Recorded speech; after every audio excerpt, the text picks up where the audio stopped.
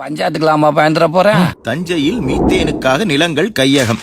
மழை இல்ல, தண்ணி இல்ல, பராமரிக்கிறதுக்கு ஆள் இல்லன்னு அவன் நிலத்தை வித்துட்டு போனா அப்புறம் யார்தான் விவசாயம் பாக்குறது?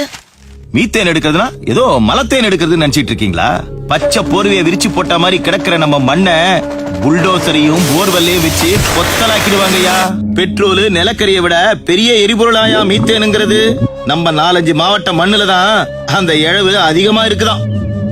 அந்த இழவை வெளியே எடுக்க 6000 அடி ஆழத்துக்கு போர் போடுவாங்க.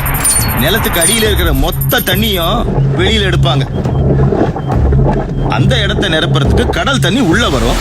அதையும் வெளியே எடுத்துட்டு ஏகப்பட்ட ரசாயனம் எல்லாம் இருக்குதியா, அதெல்லாம் அவ்வளோ ஆழத்துக்கு வேகமா பீச்சி அடிப்பாங்க. பூமியோட அத்தனை அடுக்கையும் புலந்துகிட்டு போய் அது கீழே பயங்கரமா வெடிக்கும்.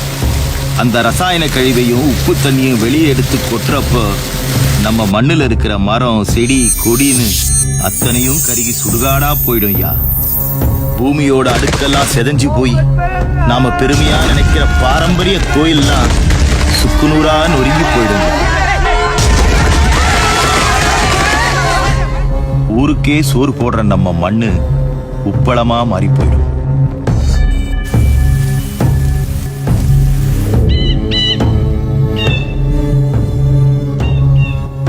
நானும் கடை வாங்கி தான் நட்டுருக்கிறேன். அன்னைக்கு அந்த பேங்க் மேனேஜர் நாக்க பிடிக்கிற மாதிரி கேட்டான். அதுக்காக ரியல் எஸ்டேட் காரனுக்கும் ஃபேக்டரி காரனுக்கும் நிலத்தை கொடுத்துட்டு கடன் அடைச்சிட முடியுமா? சோத்துக்கு போற எதை திங்க போறானுங்களோ. மாஸ்டர், ஒரு வடை ஒரு டீ. நாகப்பட்டினத்தில் விவசாயி பட்டினி சாவு, விவசாயிகள் சாலை மறியல்.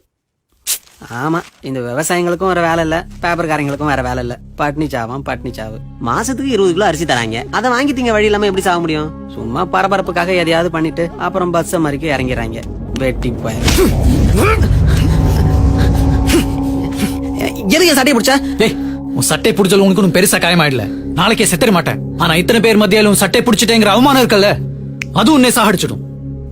சாப்பிட வழி இல்லாம சாகிறதுக்கு பேர் பட்னிச்சாவு இல்லடா. 4 பேருக்கு சாப்பாடு போட வழி இல்லாம போச்சேன்னு நினைச்சு சாவுறோம் பாரு, அதான் பட்னிச்சாவு. எங்க சாவுக்கெல்லாம் நீங்க பெரிதாப்பட வேணா, ஆனா பழிச்சு பேசாம இருங்கடா, அது போதும். உன் அளவுக்கு படிச்சு வந்தாண்டா நானும். MSc gold medalist. ஆனா விவசாயத்தை தவிர வேற எந்த வேலையும் பார்க்க மாட்டேன்னு உறுதியா இருக்கேன்டா. காசு கொடுத்த அரிசி கிடைக்குங்கிற திமிருதான்டா உங்களை இப்படி பேச வைக்குது.